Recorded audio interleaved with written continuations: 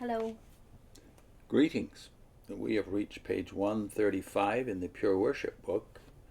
The subhead in this last subsection of the chapter is "My sanctuary is in their midst forever." And of course they're taking Ezekiel, specifically Ezekiel 37:28, and applying it to themselves and admiring their own unity. And of course we've made the case before that unity is not necessarily defined by uniformity. In fact, it seldom is. Real unity has to do with love as well as truth. So we'll read it first and then we'll comment. Here's the first two paragraphs. The final words of Ezekiel's unification prophecy highlight what ensures that our unity will never be broken. Jehovah's people are united because his sanctuary, or pure worship, is in their midst. Well, of course, in the original, as we've pointed out before, it's talking about his sanctuary being in their midst, being in Ezekiel 37, Israel. But here it's Jehovah's people.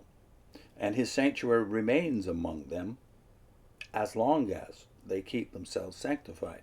So it's on you, not God building the sanctuary. It's not a real place like it is in the text.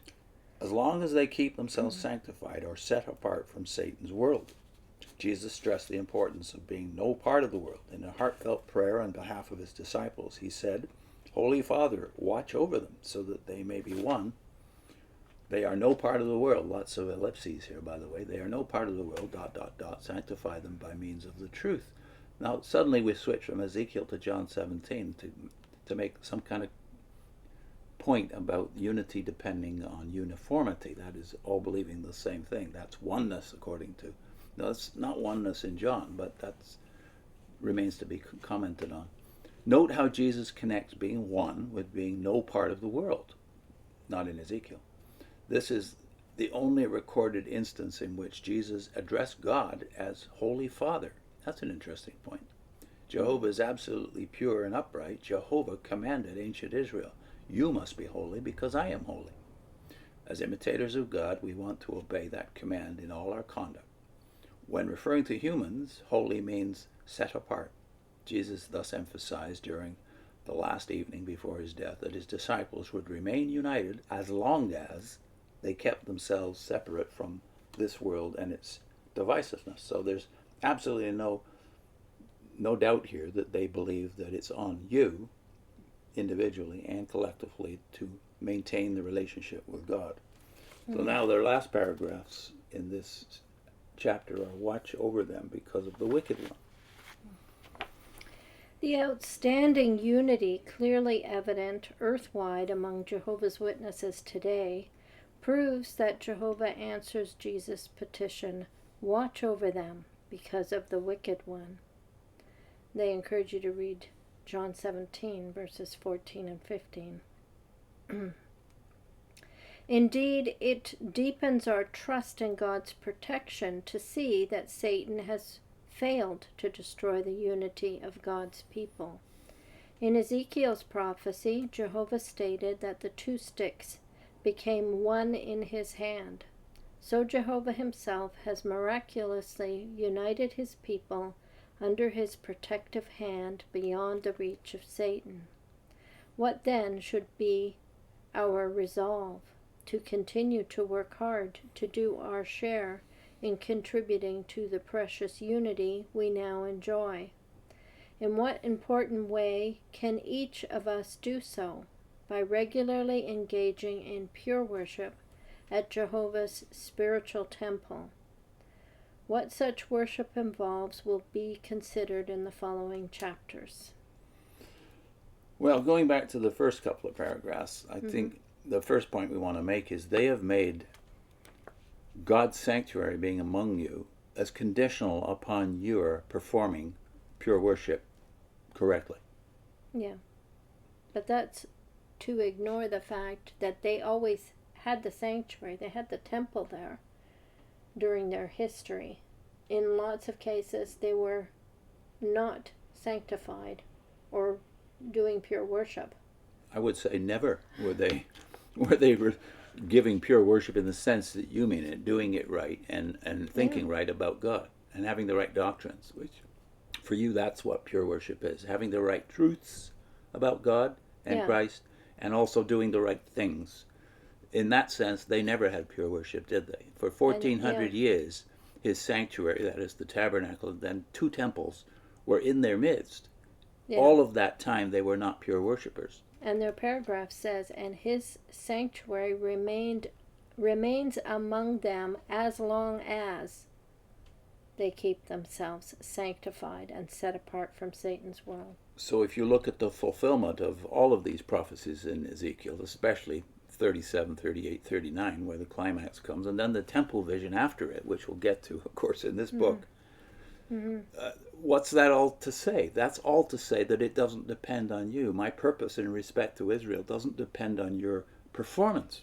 They're going to be cleansed of their profaning God's name one day, it says, and one day they're restored to their land and the sanctuary among them again, permanently. But it never has depended on pure worship. You have made a false connection here.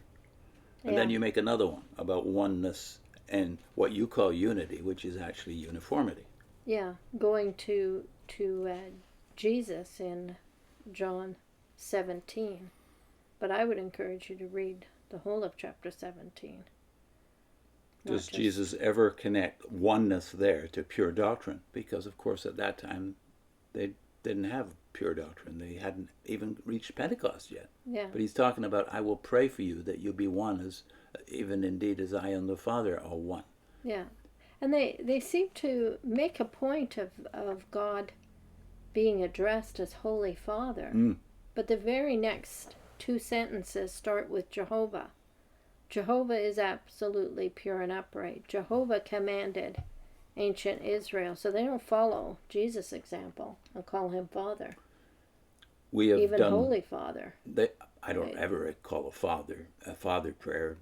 It was certainly not regular, and when it was, you kind of noticed it. When someone used as I did many times, when I used the title Father of God in a prayer, that you get it called to your attention.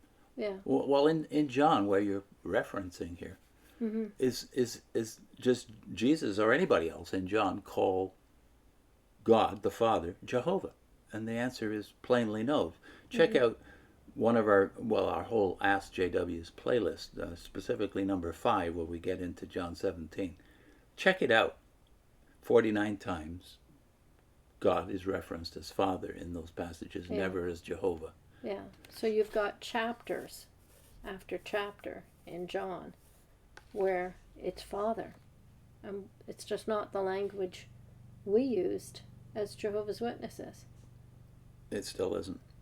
Yeah. In the final 2 paragraphs, I love that reference to miraculous. So maybe read that sentence again, because I think we've got to think about that. So Jehovah himself has miraculously united his people under his protective hand, beyond the reach of Satan. Well, if you know the history of the organization, specifically the organization since disfellowshipping became the official policy, and it's a lifetime ago for me, 70 years ago, disfellowshipping becomes normalized, and now the shunning policy is as strict as it ever was, if not worse. Then you realize that this is not a miracle, this is not supernatural, this unity you claim, it's coercive. Yeah, it's based on a threat.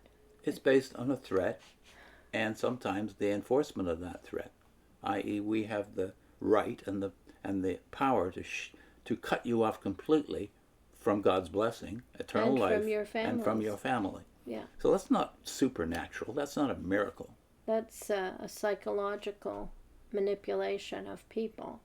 So, why is it that so many people, when they are thinking of leaving, are hesitant? Paralyzed. Yeah, paralyzed many times out of fear because they don't want to lose their families.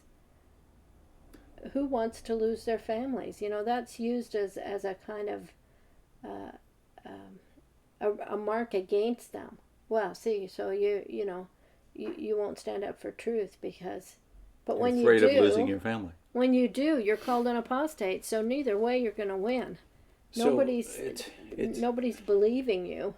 It's to their shame that they could even think that this is miraculous. This unity is actually uniformity, and it's enforced uniformity. Yeah. And you know the penalty if you do not go along with your whole heart, soul, mind, and strength. Well, at least outwardly. So all of this is fleshly. It's based upon fear. It's not based on faith. It has nothing to do with God's miraculous power. Yeah. So, if you compare it to families, families don't all agree with one another. They don't always think or do things in the exact same manner. That is, you put up with each other's failings, with each other's ways, quirks, whatever you want to call them. You put up with that, and that's a mark of love. That's love. And that's therefore true unity, when you're putting up with one another in love. Yeah. But when you don't have to put up with anything because everybody agrees with you, Yeah. that's got nothing to do with love. Or you're forced all to follow in the same little pattern. Yeah. Yeah.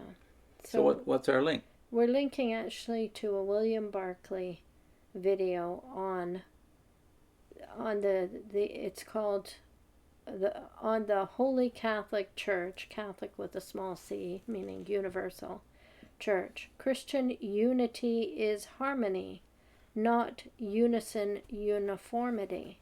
And if you know about music, you know what we're talking about.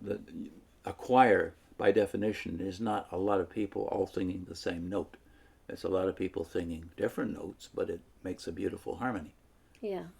Now, that's a big difference. That's the difference between uniformity, unison, uniformity, and harmony, or true unity, biblical unity. Yeah, it's a demonstration of cooperation even with each other, and it's beautiful. It's beautiful. Yeah. See you next time. Bye.